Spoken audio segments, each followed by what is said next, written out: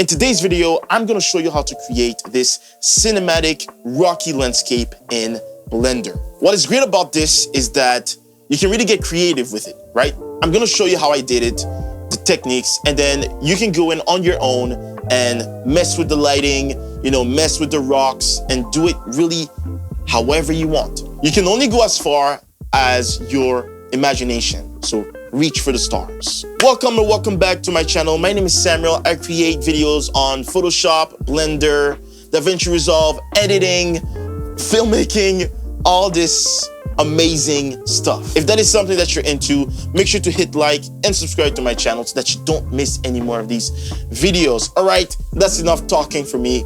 Let's get into Blender. Okay, so here I am in Blender, and the first thing I'm going to do is create a new plane. I'm gonna jump into rendered mode just so I can better see what I'm doing.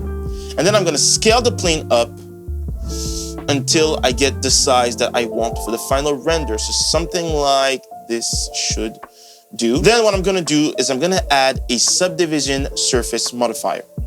And I'm gonna check adaptive subdivision. If you don't have adaptive subdivision, you have to make sure that you're in the experimental setting of cycles. So you can just click on feature set and set it to experimental, and then you will get adaptive subdivision. Then I'm going to click simple.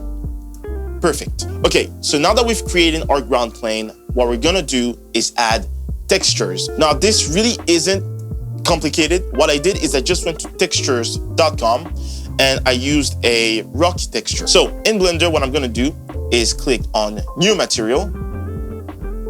I'm gonna select the principled BSDF and do Control-Shift-T, and basically that will allow me to select all the materials at once. So that's the normal, the base color, the roughness, all at once. Okay, so now we've added the texture. Looks pretty good. So what we're gonna do right now is I'm gonna add some bumps using the displacement of the texture. So I'm gonna go down to the texture settings, and I'm gonna set it to displacement and bump. Perfect. Whoa. Okay, so now we have a bunch of bumps. So what I'm gonna do is do Control-A and apply the scale so that we will be able to put in our own bumps. Perfect. Now using the scale of the displacement, I'm gonna raise it just a bit. And as I'm raising it, you can see that it's adding displacement to the texture. Now there isn't a perfect number to set this, so what I'm doing is I'm just playing with the scale until I find a look that I like. Now as you can see, the texture isn't really clear. Now this will happen if you're not using 4K or 8K textures. Now those textures are great, very high quality, but the problem is most of the time they aren't free and your computer might not even be able to handle it unless you have a super high-end gaming PC, right? So we're gonna cheat this a little bit. What we're gonna do is we're gonna jump to the UV editor and we're just gonna scale up the texture a bunch, just like that. Yeah. Now, this does come with a downside, is that as you can see, the texture is repeating, and that's not what we want. But there is a fix to that. Well, we can't really fix it per se, but we can try to hide it. So let's do that. What I'm gonna do is I'm gonna play with the scale again. Perfect. I'm gonna move this here, and then I'm gonna add a nose texture and a mix shader. I'm gonna put the mix node just before the displacement and plug in the noise texture to it. Then I'm gonna set it to multiply and put the FAC all the way to 1. Now, as you can see, as I'm changing the settings of the noise, it's kind of changing the look of the displacement, the look of the rocks. Now, as I said, we can't really fix the fact that it's repeating the textures, but we can try to hide it by adding, some different types of bumps and some different types of displacement to the shader. Again, there isn't a perfect number for this. The trick is to really just go around and tweak the settings until you find something that you like. Okay, so I have a look that I like. I'm gonna leave it there for now. Next thing I'm gonna do is I'm gonna add water in between those bumps. Why? Because this will help to hide the repetition even more. And it's also gonna be great because with this water, it'll help to catch the reflection later as we add emission and lighting. Now, if you wanna know how to create this water, the last video I made was a whole tutorial just on that. So you can click here to watch it, or there will be a link in the description below just for that. So if you don't know how to do this, go back and watch that tutorial and then come back once you have the water. Okay, so I'm gonna add the water here, and then I'm gonna scale it so that it covers the landscape. I'm gonna move it across just like that.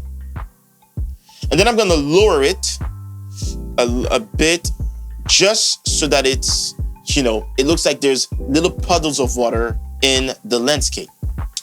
Something like that looks pretty good. Again, this is a lot of trial and error, you know, raising the water, lowering it a bit, see what look I'm comfortable with, what look I prefer, what look I don't prefer.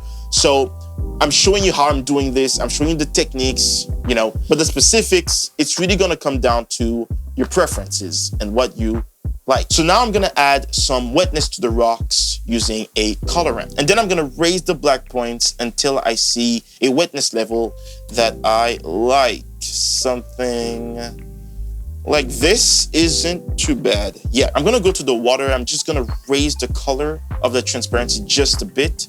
Perfect. You can already see what changes that is doing to the water. Okay, so I'm liking where this is going. So right now, what I'm gonna do is I'm gonna start adding lights, right? So I'm gonna go to the world settings and I'm gonna turn off the HDRI because I wanna add my own lights and not light the scene from an HDRI. So I'm gonna add a plane. I'm gonna scale it up, rotate it 90 degrees on the x-axis. And then I'm gonna add a texture, an emission texture. Perfect. And as you can see, this is already adding some sort of cool lighting to the landscape, but we're not done yet. I'm gonna move it back, I'm gonna scale it up, something like this. I'm gonna scale it down on the x-axis, move it up.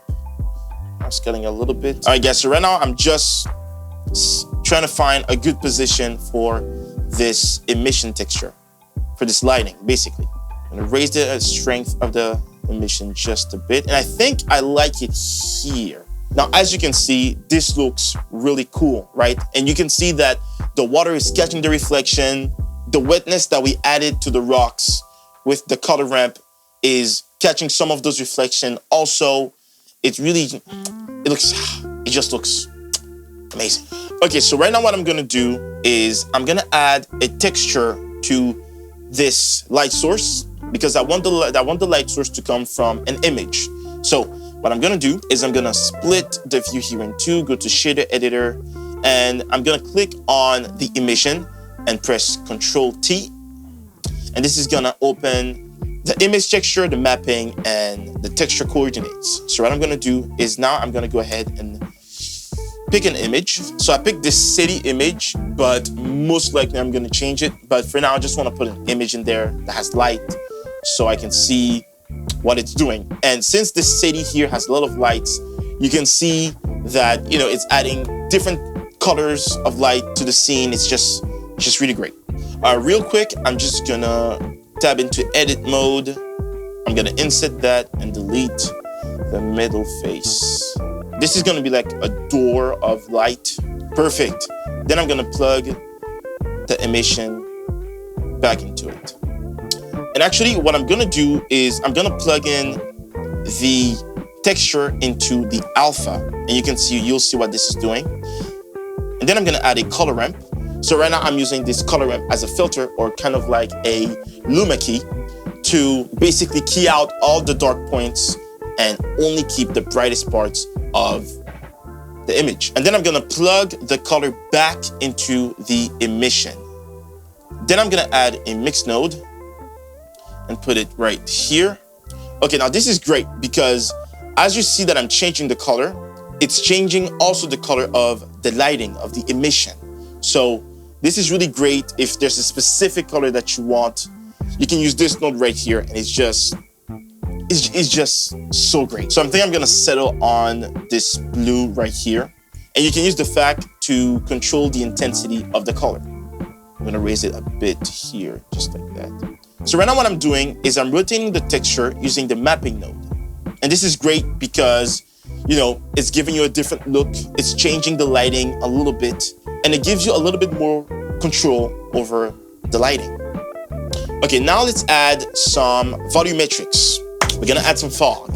Now to me, fog was the obvious thing to add because it really catches the light in a cinematic way, you know, a really beautiful way. If you've ever shined a flashlight through fog, then you know what I'm talking about. So I'm gonna add a cube, and then I'm gonna scale it up so that it is the size of my scene.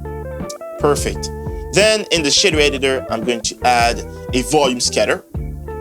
Perfect. We can't really see anything, but I'm gonna lower the density to say 0.01, and boom, perfect. Now, as you can see, it brings the scene to a whole other level. I'm gonna put the anisotropy to 0.7. Perfect. Actually, I'm gonna lower it a little bit here.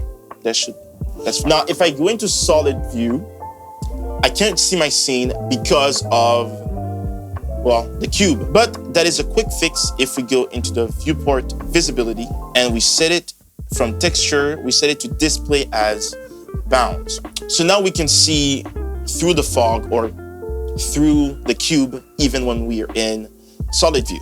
Now we're basically done with the render, but right now I'm gonna show you how you can have fun with it. So I'm gonna add a torus, right? And I'm gonna give the torus the same texture, the same shader as, well, the little door that I already have. And I'm gonna move it a little bit. Perfect. I'm gonna set my camera right here, and boom. As you can see, it really is cool because there's so many different ways that you could go with this. There's so many different opportunities. It's so great. So I got an idea to put a man standing in front of the light. So I found this image on Pinterest. So in Photoshop, I'm quickly gonna mask him out and then export him as a PNG. Okay, so now I imported it in Blender using import images as planes. And now I'm gonna place him until I found a good placement for him. Whew! Wow, look at this. Wow, this is just great. This is really great. So basically now I'm just doing the same things, but for different versions of this scene. Once I was done, I rendered the image, and you know what? This isn't a compositing tutorial, but I'm gonna show you guys how to add some glare in the render. So basically, what you're gonna do is add in a glare node. Boom. And I'm gonna set it to fog glow, plug it in the composite, and boom, this is how you add glow to your render. So in the end, we have this render. Now, I couldn't keep myself from making more than one, so I did make more than one render of this. And this is why I loved working on this, because you know, the possibilities are endless. You know, the more ideas you have, you get really into it, and it's just really fun to let your creativity shine this way. I hope you've enjoyed this video. Now, if you don't want to have to go through all of this and, you know, redo this entire process from scratch, you can download the Blender file for this scene. If you like my channel, you like my videos, and you want to support me, this blend file will be available on Gumroad for download. It'll be the first link in the description below. But that is going to be it for today's video. You can watch this video here where I show you how to create water in Blender, realistic water, that is. Or you can click here to subscribe to my channel, or you can do both. Hey, that is always appreciated. But that's gonna be it for me for today. Thank you so much for watching. Please subscribe, stay creative, keep creating. God bless you, and I'll see you in the next one.